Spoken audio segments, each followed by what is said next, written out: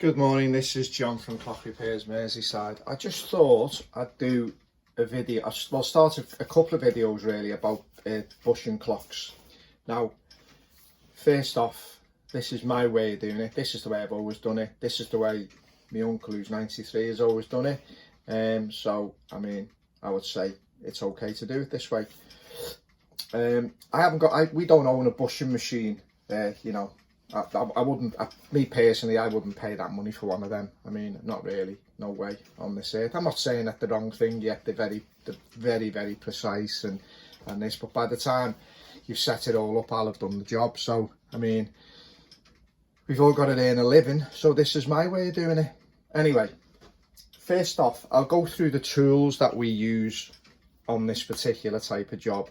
And then I'll start going through some materials, and then in other videos I'm going to obviously get an old clock plate and I'm going to show you how we do it, and then maybe if with time I might be able to make a few bushes on the lathe and show that. Obviously I'm going to go through the procedure. These videos are probably going to be 20 minutes long or something like that, so you'll have to stick with it. As I say, obviously the things we go through when we're going to do, you know, we're going to do a rebush, and when we're going to look at pivots, we're going to, you know, there's a few things you go through, but up to now, for me, I've never had a problem. So this is my way. Anyway, we go through the tools and some materials. Right.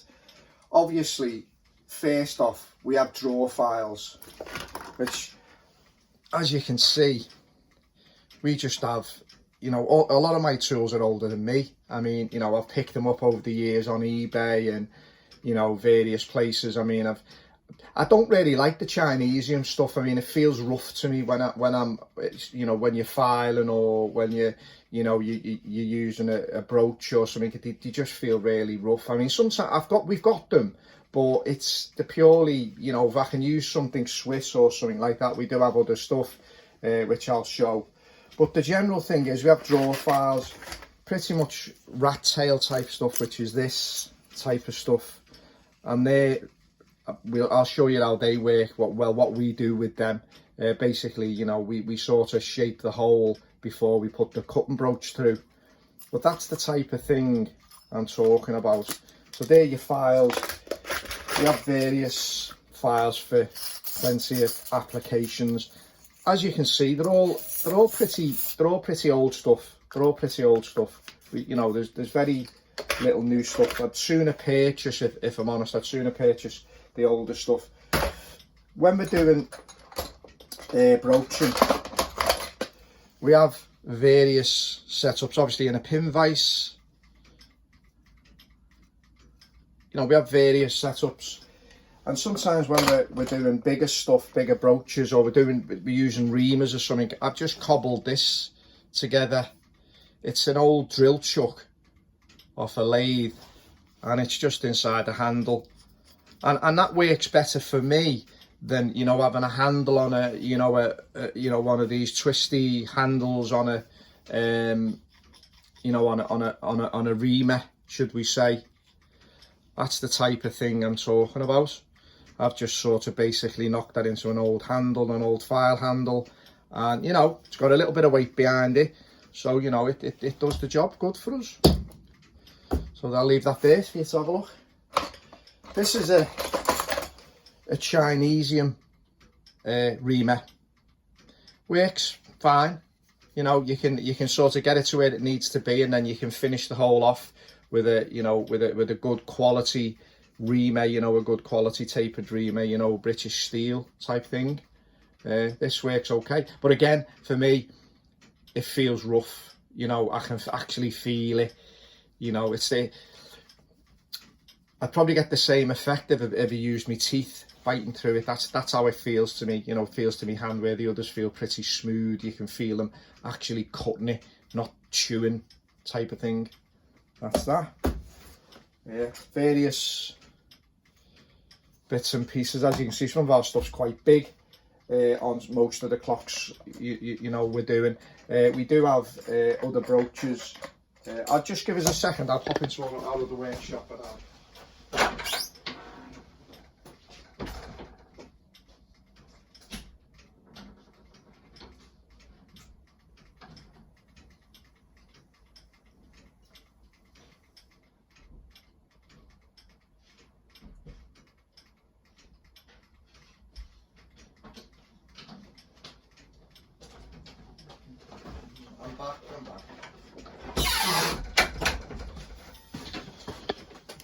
Okay, right, we do have other applications.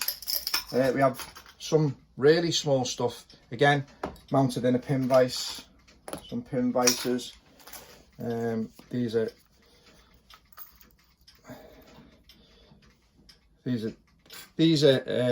you know, for countersinking holes and things like that, mostly on French stuff really, because we do get a lot of the French drum clock stuff in, you know, probably, you know, 19 sort of circa 1900 stuff, you know, we get quite a bit of that. Although them movements are pretty good really, you don't often have to bush them, but you do from time to time. Again, we have plenty of different brooches, most of them bought online at some point or other, I would imagine. You can actually, you know, from this type of brooch and your Chinesium type stuff, I mean, you know, the feel is it's night and day for me. The feel is night and day for me. But yeah, but they're the type of brooches we use. So that's that on that part of it. And as I say, oh yeah, okay, and these are some reamers we'll use. As you can see, they go all the way down. As you can see, the workshop's very practical. You know, we just get on with the job. You know, we're not going to faff about. We're doing what we're doing. We set it up, we get it done. That's why we can turn quite a few clocks round. Although, you know, it is quite a slow process. I mean, you know, if you think you're going to earn absolutely a fortune in this industry, I mean, you better have quite a few clockmakers if you're going to do the job, because, I mean, you know, some clocks can take days and days to work on. You know, we've worked on some nice clocks and it's, you know, even some of them have been weeks. And then there's the testing of them, and then, you know, so it can be quite a long process. I don't think sometimes customers actually realise what you're doing to get the job done. I mean, you know, you've got to go through everything, and then the problem being, then if there's a problem, I mean, sometimes the reality is you've got to take it to pieces again. So there you go. But yeah, so that's some of the stuff we'll use to bush a clock. Then we go on to the bushes, which are mainly, I'll just throw a few on the bench for us, just to have a look. This is mainly this type of affair. I'll zoom in a bit if we can. Let's have a look. Okay. Mainly this type of affair. Now, these were all pretty much bought online. There's a few made ones there. I think that one will be one that's been made. They're like a multi-packed type stuff, and you know, the various sizes. Obviously, you're going to measure the width of your plate, which I'll go through in other videos. Measure the width of your plate and do it that way.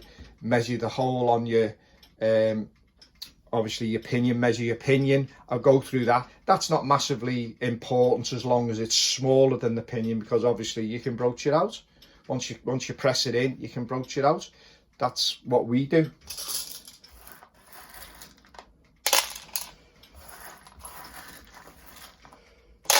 I'll just put them there for a minute, no problem. I'll just scoop them up. Right, then we have our raw materials, which are, you know, just raw brass. Simple raw brass. Now, that will go in the lathe, and that will be probably used for more like a long case clock, grandfather clock. And that stands for all this type of stuff. Various sizes. You can buy it in packs, I think, or well not in packs, but you know, in bundles, should we say. And you know, you might get various sizes of it. Being honest with you, I find the newer brass, if I can get older brass, I've got friends who come in and the model makers, and they sometimes gift me a few bits and pieces to come in, have a cup of tea. I do something for them. They give me a bit of metal, a bit of sheet, a bit of water, you know, and that's how it sometimes works. And you know, some of they've had this brass in their garages for 20 years, and so it's the old stuff, and so it really cuts much nicer. You can fit. It's like everything.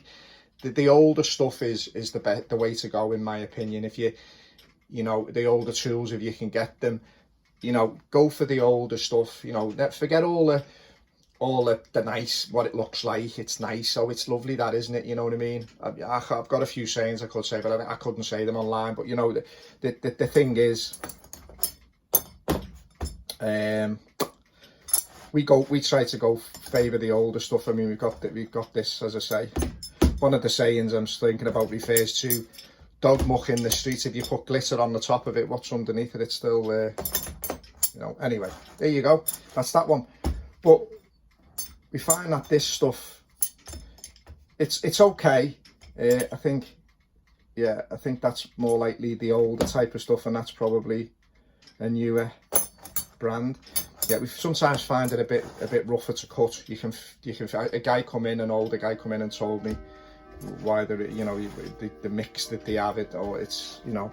And then obviously we have our very thin stuff, and we'll make some bushes sometimes. Now, talking about that, I got this particular thin stuff, and it was more to make, again, we were down onto the French clocks and the smaller clocks, you know, and things like that. But then I found these, which I thought were great. Bought them online, and what they are is always a weird box, aren't they? I don't know that I'll be able to show you this. I'm trying to keep everything shot here. Right, they're sort of marketed as French clocks, and they'll have like small, medium and large, and that's how they market them. Now, what they are, I don't know whether you can see that piece there,